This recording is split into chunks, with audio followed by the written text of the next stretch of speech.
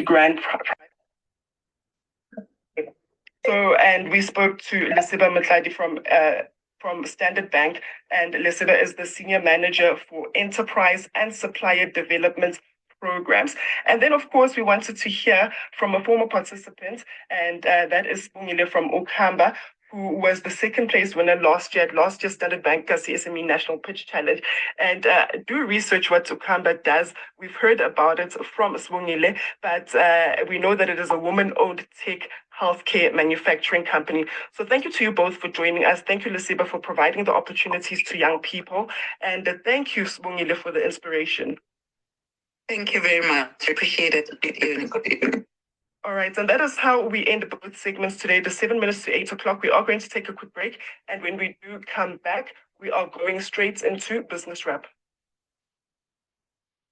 Good morning. Start right with the A-team. Beyond entertainment, what role do books play in shaping empathy, things like imagination? Reading is one thing that helps imagination, one thing that widens the mind, and literacy in this country is a problem. And reading for understanding and reading to learn is something so important that we need to focus on things like books there to bring to the fore.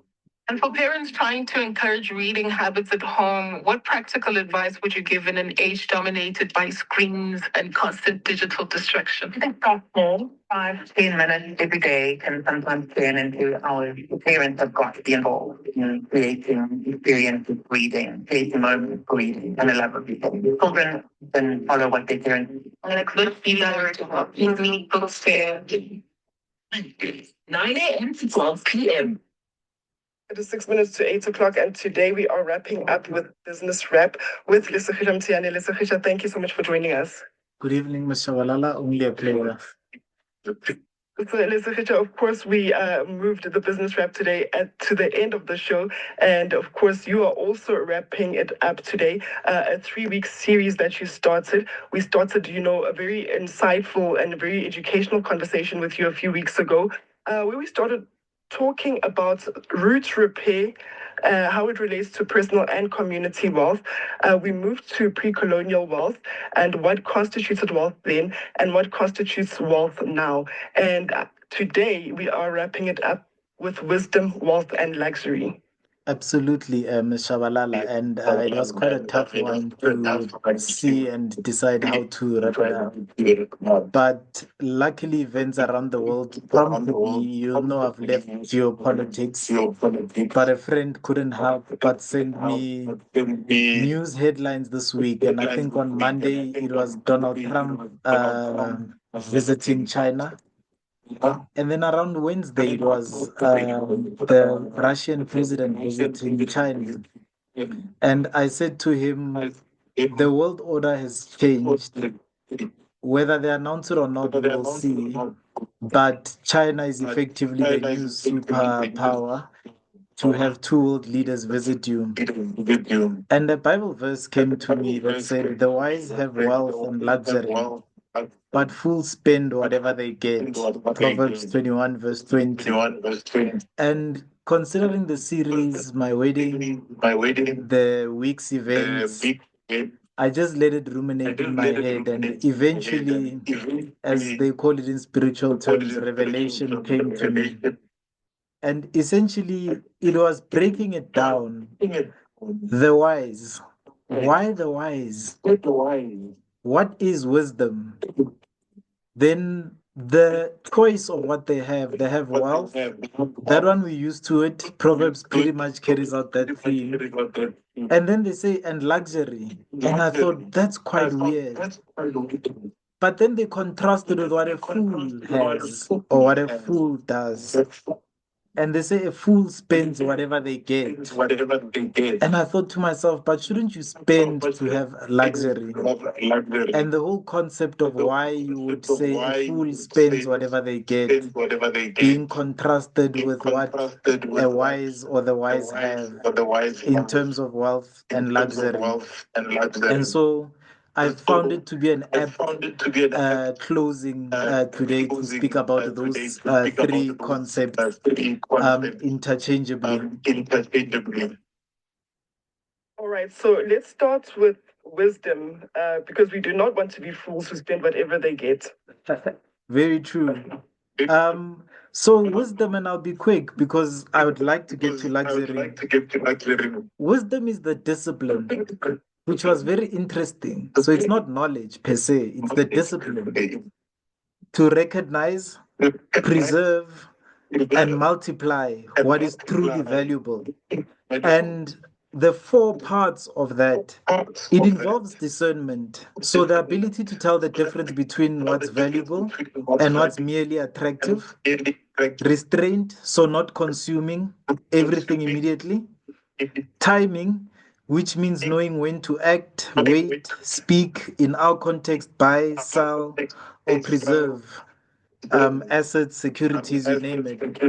And the last one was interesting, alignment. So making choices that fit with truth, purpose, and long-term value.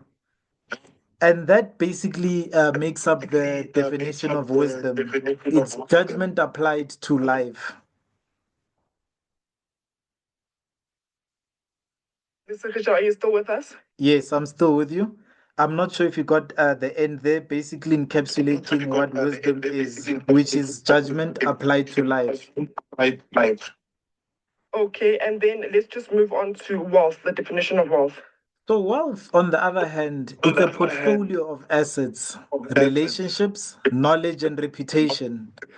And you'll remember when we spoke about the indigenous wealth and the characteristics, we spoke about regeneration, status, transfer, investment, those sort of things. Wealth is that portfolio of assets, but also relationships, knowledge, and reputation. You'll remember Siriti, right? And then using those to produce income, to preserve dignity, to reduce vulnerability and transfer value to the next generation. So, in essence, wealth is these assets that then produce these benefits. Thank you so much for joining us as you do each and every single Thursday from 7 to 8. We will be back with you next week on the Business Buzz.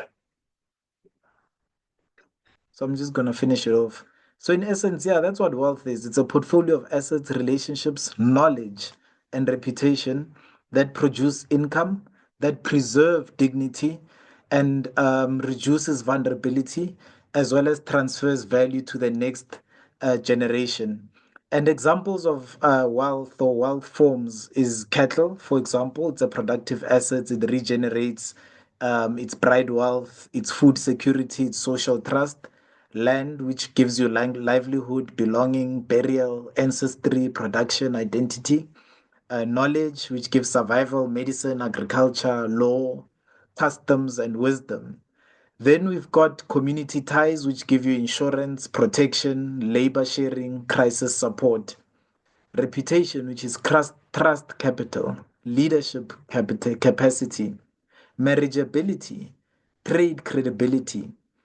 And when you look at these, so if I were to contrast them, modern versus the indigenous view, and what it is that we're busy losing in this definition, remember, we're still in wealth. With a modern view, wealth is net assets. But with an indigenous view, wealth is life sustaining value. Your individual balance sheet is wealth in the modern view, capitalistic view. But the household and community continuity is wealth in the indigenous view. Then modern finance is concerned with the concept of market value, whereas indigenous view is concerned with the concept of use value, dignity, and relational value. Then you've got liquidity, which is a modern finance view, which contrasts to resilience. So in indigenous ecosystems, you are liquid if you're resilient, not just if you've got cash in the bank. Then there's ownership. Ownership is contrasted to stewardship. So you'll notice in the modern view, we hoard a lot of things. So I've got this, I've got things, and people will even say it's materialism. I don't like to particularly put a judgment on that.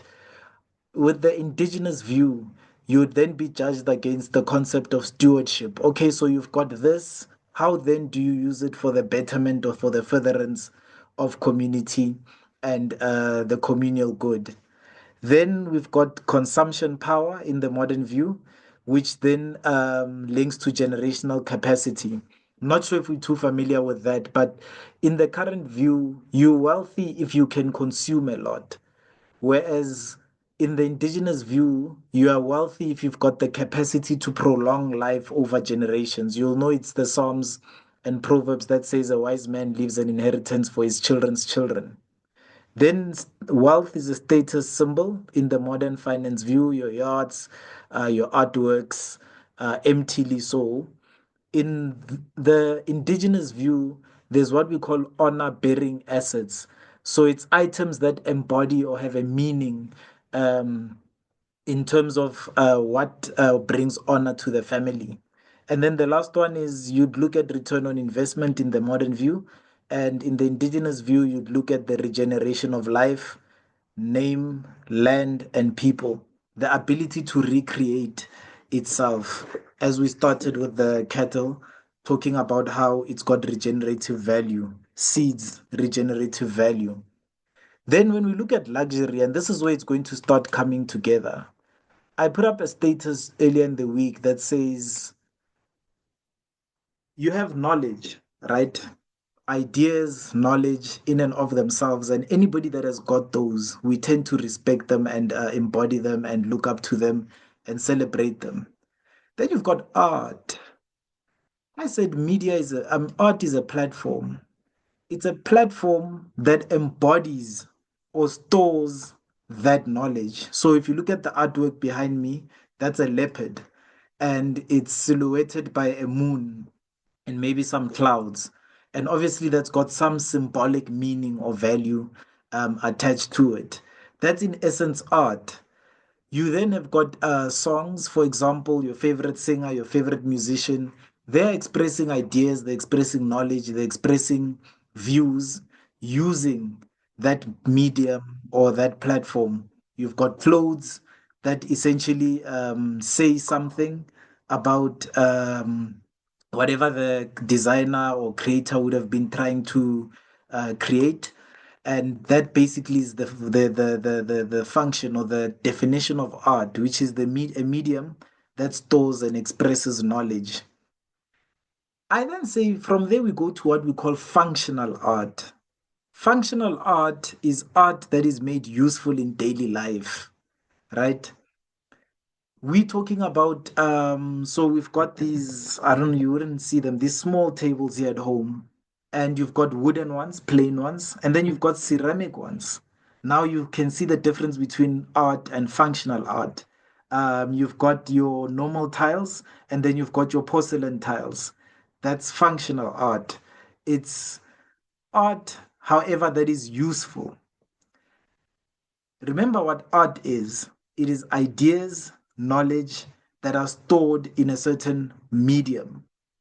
Your iPhone, for example, might be a form of functional art. Reason being, it's a device that is able to communicate and what have you, but it's also got in it beauty imbued in it. And the higher up we go up that beauty scale, that rarity, the craftsmanship scale, we get to luxury. And that's where we talk about functional art, elevated by craft, rarity, story, provenance, and desire. And if you think about it here, we're talking about collectible furniture, we're talking about collectible clothes. So Marilyn Monroe's dress that she wore in the 60s, what have you, fine jewelry, architectural spaces, ceremonial objects, that sort of thing. That's what we call luxury. So it's art, functional art, that then is taken to the highest level through craftsmanship, beauty, rarity, a story around it. That is the definition of luxury. And why is art so central to this definition? Again, it's because art is a storage system. Art stores memory, it stores identity, it stores techniques, it stores spiritual meaning a lot of the times, social order, beauty standards, ancestral knowledge, as well as community philosophy. And in that sense, art is not just decoration, art is a knowledge archive. And the highest form of that knowledge archive is luxury. It's art that you can use that has got rarity and function and craftsmanship added to it to such an extent that you basically then are wearing art at the level that anybody that sees you, they can say, yo, that person is luxurious. How it all comes together. And if we go back to the beginning,